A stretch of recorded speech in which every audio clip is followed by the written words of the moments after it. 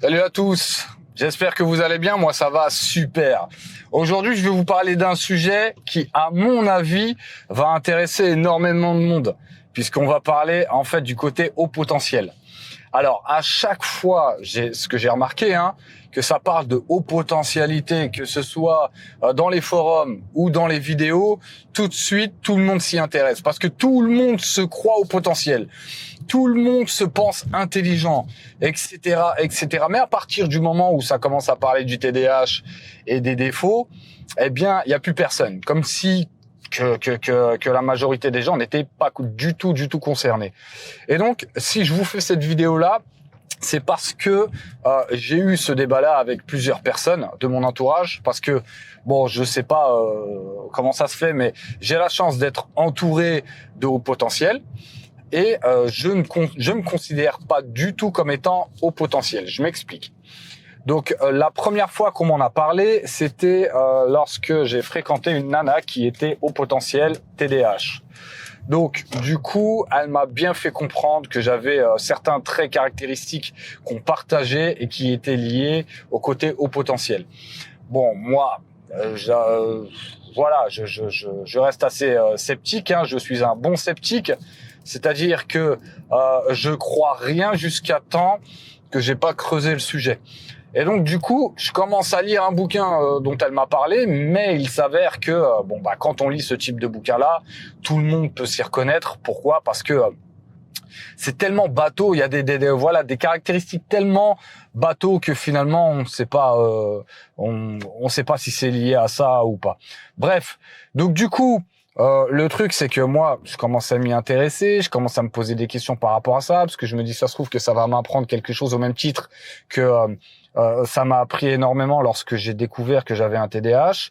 Après, finalement, j'ai un peu laissé tomber parce que je me suis dit que ça n'allait pas m'apporter grand-chose, sachant que le fait de me savoir HP ou pas, finalement, qu'est-ce que ça va changer moi dans mon comportement, puisque je suis dans une démarche d'évolution. Donc peu importe, ça va pas m'apporter plus que ce que je connais déjà. Par contre, ce que je sais, c'est que les HP, en tout cas la majorité des HP que je connais, n'ont pas besoin d'apprendre comme des forcenés pour mémoriser quelque chose. Ils ont juste une capacité, un don, quelque chose qui fait que ils lisent un bouquin, par exemple, et ils vont s'en rappeler. Ils vont regarder une conférence, un film, quelque chose, et ils vont se rappeler mot pour mot de ce que la personne a dit dans la conférence. Ça, je trouve que ce sont des capacités hors normes. Là, on peut rentrer ça dans un, on va dire, un profil haut potentiel, selon bien évidemment ma vision des choses. D'accord ? Donc, du coup, il n'y a pas si longtemps que ça, j'en parle avec un ami dont son fils est haut potentiel et il me dit, écoute, il y a vraiment plein de caractéristiques que je remarque par rapport à toi. Vous vous ressemblez vraiment par rapport à tel point, tel point, tel point, tel point. Je lui dis, bon, ouais, ok, d'accord, possiblement. Voilà. Après, j'en parle aussi avec mon mentor en coaching. Donc mon mentor en coaching, à un moment donné, il me dit, écoute, envoie-moi un mail, faut qu'on parle. Je lui dis ok. C'est quelqu'un qui qui fait du coaching en mentorat et qui je crois que c'est 300 balles le coaching, quelque chose comme ça. Donc voilà, c'est quand même pas donné. C'est pour vraiment des personnes, des dirigeants ou autres par exemple. Et là, il me dit, on se fait un zoom et il me dit oui écoute, moi j'ai pris mon petit whisky, prends-toi un petit verre et puis on discute entre nous parce que là on discute entre potes. Je lui dis ah ok d'accord, écoute, y a pas de souci, je t'écoute. Et il me dit écoute, moi je vois certains traits chez toi de haut potentiel. Et il faudrait peut-être que tu creuses à ce niveau-là parce que ça peut t'aider à comprendre des choses.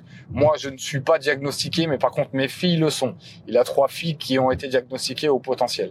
Et donc, du coup, il me dit, moi, il y a beaucoup de choses que je vois en toi, comme par exemple le fait d'être très intéressé par un sujet et d'en être accaparé au point d'être hyper focus et de ne plus rien voir de ce qu'il y a autour de toi et de ne pas avancer sur ce sur quoi tu dois avancer, par exemple. Et donc du coup, on en discute. Je lui dis oui, ok. Je prends en compte ce qu'il me dit, et ça me fait réfléchir. Et j'ai envie de m'y replonger dans ce sujet-là pour savoir si ça peut m'apporter quelque chose. Et j'en suis arrivé à cette conclusion. Je pense que ça ne va pas m'être bénéfique de le savoir si je suis au potentiel ou pas. Parce que je prends en compte, je me connais très très bien, je connais parfaitement mes qualités, je connais parfaitement mes défauts. Ça, c'est une qualité chez moi. Et donc, je sais que je suis souvent drivé par mon ego. Au niveau de ma prise de décision, que je le veuille ou non, des fois, mon ego prend le dessus. Ça, j'en suis conscient. Et je sais que si je fais les tests, déjà, j'ai vu que les tests, il y a un débat, d'accord, par rapport aux tests de QI, il y a un débat.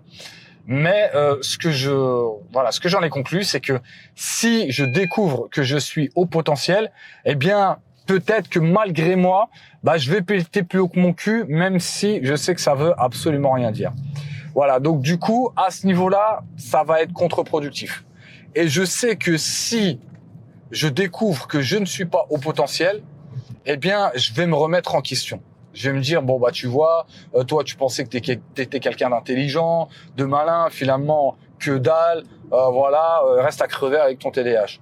Voilà, c'est exactement ce que je vais me dire, même si je sais, au fond de moi, que ça veut rien dire du tout. Je sais pas si vous voyez le concept.